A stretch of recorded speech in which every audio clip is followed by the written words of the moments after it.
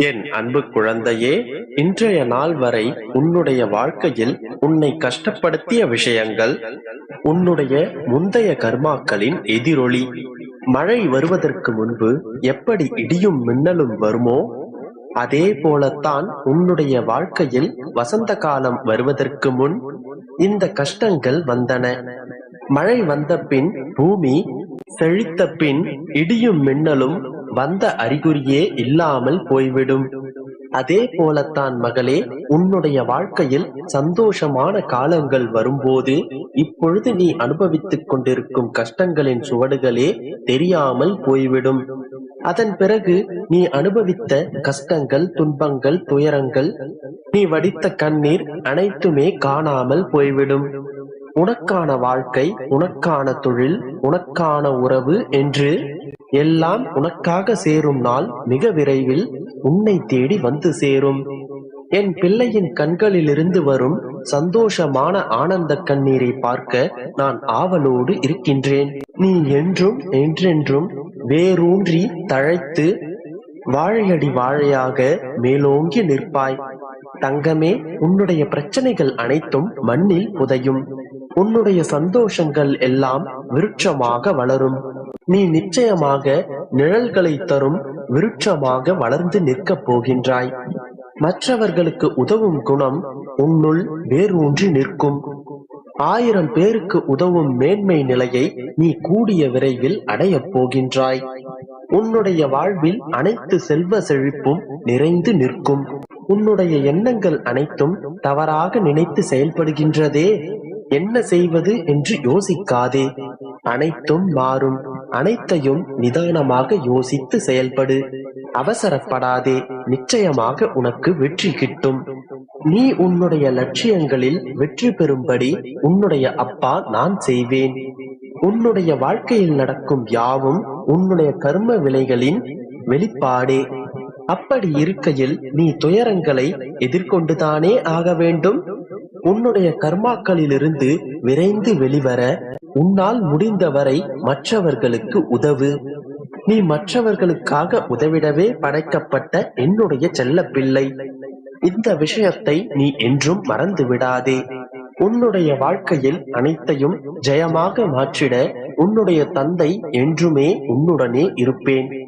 உன்னால் முடிந்தவரை மற்றவர்களுக்கு தான தர்மம் செய்து வந்தால் அவை பல மடங்காக உனக்கு மீண்டும் பலனை தரும்.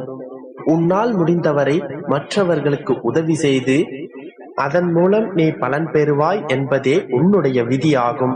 இதை நீ என்றும் மறவாதே. எனவே உன்னை சுற்றி இருப்பவர்களை நீ பார்த்துக்கொள். உன்னை உன் அப்பாவாகிய நான் பார்த்துக் கொள்கிறேன். நம்பிக்கையோடு இரு, நல்லதே நடக்கும். என் அன்பு குழந்தையே, தினமும் ஒரு பிரச்சனை, தினமும் எதையோ தேடிக்கொண்டு ஓடிக்கொண்டிருக்கின்றாய். ஏகப்பட்ட கெடுபிடிகள், நித்தம் ஒரு போராட்டம். ஒரு நாள் நிச்சயம் விடியும் என்று காத்து கொண்டிருக்கின்றாய். கலங்கிய விழிகளுடன் அல்லும் பகலும் காத்து கொண்டிருக்கின்றாய். ஒரு நாள் நடந்துவிடும், ஒரு நாள் கிடைத்துவிடும். நம் வாழ்க்கை அடியோடு மாறிவிடும். எல்லா அற்புதங்களும் நம் வாழ்வில் நிகழ்ந்துவிடும் என்றுதானே நம்பிக்கையோடு காத்து கொண்டிருக்கின்றாய். அப்பா, நான் செய்த தவறை நான் உணர்ந்து விட்டேன். தயவு செய்து என்னை இதிலிருந்து விடுவித்து என்னுடைய கெட்ட கர்மாக்களை அழித்து காப்பாற்றி விடுங்கள் என்று என்னிடம் வந்திருக்கிறாய். சரிதானே மகனே, மகளே? உன்னுடைய போராட்டம் எனக்கு தெரியாதா? எப்போது என்னை நீ அப்பாவாக ஏற்றுக்கொண்டாயோ, எப்போது என்னுடைய நாமத்தை உன் நாவில் உச்சரிக்க தொடங்கினாயோ, எப்போது நீ செய்த தவறை மனதார உணர்ந்தாயோ, அப்பொழுதே உன்னுடைய கர்ம வினைகளை போக்கிவிட்டேன். நீ கவலைப்படாமல் இரு.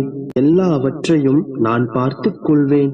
படிப்படியாக நீ நினைத்ததும் நினைத்ததற்கு மேலாகவும் உயரப் போகின்றாய். நிச்சயம் விடியும் செல்லமே. உன்னுடைய காத்திருப்பும் பொறுமையும் உனக்கான பலன்களை நிச்சயம் கொண்டு வரும். உனது கண்களில் இருந்து நீர் வழியக்கூடாது. என் மீது உன்னுடைய பாரத்தை சுமத்திவிட்டாய் அல்லவா? உன் மனக்குமரல்களை என்னிடம் வந்து கொட்டிவிட்டாய் அல்லவா? இனி எல்லாவற்றையும் நான் பொறுப்பெடுத்துக் கொள்கின்றேன். எல்லாமும் சரியாகும். எல்லாவற்றிற்கும் நல்ல காலம் கூடி வரும். ஆனால் அதற்காக நீ கொஞ்ச காலம் காத்திருக்கத்தான் வேண்டும். தாமதித்துக் கொண்டே போகின்றது என்று எனக்கும் தெரியும்.